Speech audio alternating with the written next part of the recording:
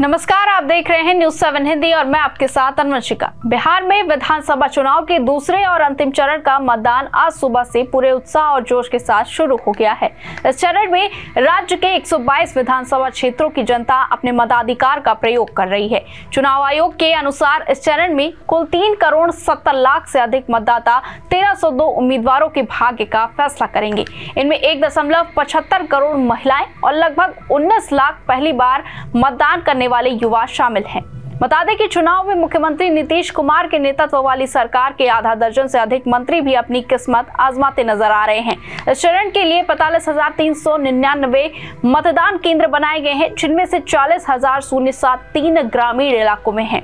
हिसुआ यानी नवादा सीट पर सबसे अधिक 3.67 लाख मतदाता हैं, जबकि रौलिया, चनपटिया, रक्सौल, त्रिवेणीगढ़, सुगौली और बनमखी सीटों पर प्रत्याशियों की संख्या सबसे अधिक 22 पर है।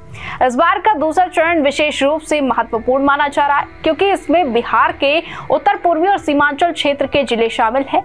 पश्चिम चंपारण, पूर्वी चंपारण, सीतामढ़ी, मधुबनी, सुपौल, अररिया और किशनगंज जो नेपाल सीमा से सटे हुए हैं, इन जिलों में सुरक्षा के कड़े इंतजाम किए गए हैं। चुनाव आयोग ने बताया है कि 4 लाख से अधिक सुरक्षा कर्मियों को राज्य भर में तैनात किया गया है, ताकि मतदान प्रक्रिया शांतिपूर्ण, निष्पक्ष और पारदर्शी तरीके से संपन्न हो सके।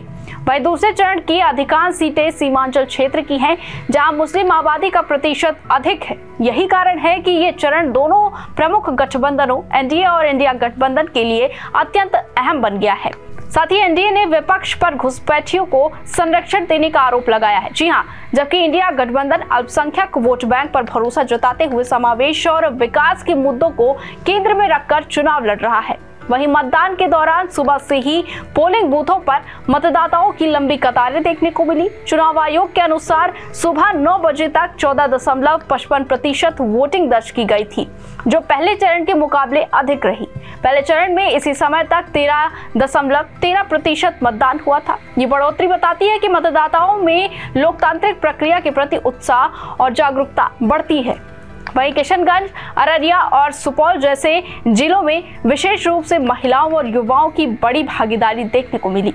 किशनगंज में सुबह से ही महिलाओं की भीड़ पोलिंग बूथों पर उमड़ पड़ी और कई बूथों पर महिलाओं की कतारें पुरुषों से अधिक लंबी दिखी।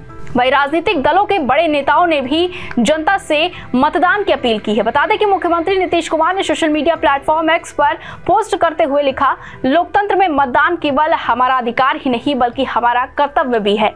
बिहार विधानसभा चुनाव के दूसरे चरण में सभी मतदाताओं से अपील है कि अधिक से अधिक संख्या में बाहर निकले और अपने मताधिकार का प्रयोग करें। इसी तरह जनसुराज के संस्थापक प्रशांत किशोर ने भी अपील की है कि पहले चरण से ज्यादा मतदान करें। यही व्यवस्था परिवर्तन का रास्ता है। कुल मिलाकर बिहार विधानसभा चुनाव के दूसरे और अंतिम चरण में पूरे राज्य में लोकतांत्रिक उत्सव जैसा माहौल बना हुआ है। वहीं मतदाता अपने अपने मताधिकार का प्रयोग कर रहे हैं और हर तरफ लोकतंत्र की गूंज सुनाई दे रही है। सभी की निगाहें अब इस पर टिकी हैं कि इस ऐतिहासिक मतदान का परिणाम किस गठबंधन के पक्ष में जाता है। क्या नीतीश कुमार की सरकार को जनता फिर से मौका देगी या इंडिया गठबंधन को कोई बड़ा उलटफेर करेगा?